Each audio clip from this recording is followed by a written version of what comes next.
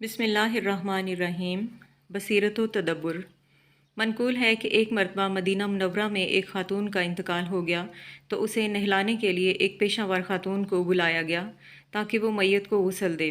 عورت نے آ کر میت کو غسل دینا شروع کر دیا تو وہاں موجود چند عورتوں سے نہلانے والی کہنے لگی کہ مرحومہ ایک بدکار اور گناہ گار عورت تھی اور اس نے اپنی زندگی میں بہت زیادہ پاپ کیے تھے۔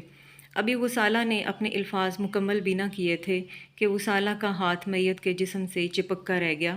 چند لمحوں تک تو وہ اپنے طور پر ہاتھ چھڑانے کی کوشش میں مصروف رہی، مگر جب سخت جدوجہد کے بعد بھی اس کا ہاتھ میت سے جدا نہ ہوا تو اس نے چیخو پکار شروع کر دی۔ وہاں پر جو لوگ اور سوگوار وغیرہ موجود تھے وہ یہ دہشت ناک منظر دیکھ کر کانپ اٹھے۔ انہوں نے آج تک ایسا روح فرسا منظر نہ دیکھا تھا۔ اس غسالہ کی حالت دیدنی تھی، اس کے چہرے پر موت کی زردی چھا چکی تھی اور لگتا تھا کہ مرنے والی غسالہ کو بھی اپنے ساتھ ہی لے کر جائے گی۔ بالآخر گھر پر موجود چند بزرگوں نے یہ فیصلہ کیا کہ فوری طور پر کسی عالم دین سے رجوع کیا جانا چاہیے۔ چند علماء دین سے فوری طور پر رجوع بھی کیا گیا، مگر وہ اس انوکھے اور جان لیوا مسئلے کا کوئی حل پیش نہ کر سکے۔ اب صورتحال یہ تھی کہ ایک طرف میت کو دفنانے میں تاخیر ہو رہی تھی اور دوسری طرف غسالہ زبردست اذیت میں مبتلا تھی۔ کچھ لوگوں نے یہ تجویز پیش کی کہ غسالہ کا ہاتھ کاٹ کر میت سے الگ کر دینا چاہیے۔ یہ تجویز تو غسالہ پر بجلی بن کر گری اور وہ مزید چیخو پکار کرنے لگی۔ جب کسی طور بھی صورتحال پر قابو نہ پایا جا سکا تو سوگواروں میں موجود اللہ کے ایک بندے نے کسی خاص بزرگ کا نام لے کر کہا کہ ان سے رجوع کیا جانا چاہیے۔ ان کا کہنا تھا کہ یہ بزرگ فقہ کے مسائل چٹکی بجاتے ہی حل کر دیتے ہیں۔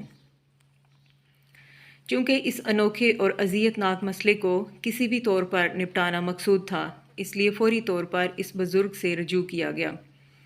وہ کافی دیر تک خاموشی سے اس مسئلے پر غور و فکر کرتے رہے اور پھر کہنے لگے۔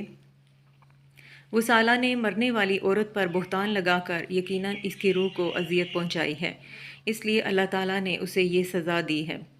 یہ وہ عذاب ہے جسے قدرت نے اس واقعے کے حوالے سے ظاہر کر دیا ہے۔ جب غسالہ تک ان بزرگ کے خیالات پہنچائے گئے تو اس نے روتے روتے اعتراف کر لیا کہ اس نے مرحومہ پر بدکاری کا جھوٹا الزام لگایا تھا۔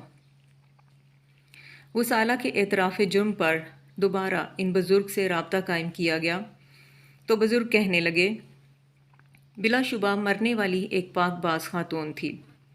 اس نے زندگی میں کبھی کوئی گناہ یا بدکاری نہیں کی تھی، لہٰذا اللہ تعالیٰ نے دنیا میں مرحومہ کی پاک بازی کو داغدار ہونے سے بچانے کے لیے اس غسالہ کو سزا دی ہے تاکہ دوسرے اسے دیکھ کر عبرت حاصل کریں۔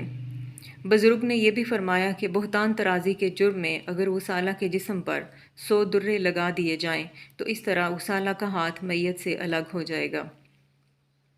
چنانچہ بزرگ کے حکم کی تعمیل میں جب غسالہ کو 100 درے لگا دیے گئے تو غسالہ کا ہاتھ خود بخود میت سے الگ ہو گیا۔ یہ عظیم بزرگ جن کے فتوے سے اس انوکھے مسئلے کو حل کیا گیا وہ حضرت امام مالک بن انس رحمۃ اللہ علیہ تھے۔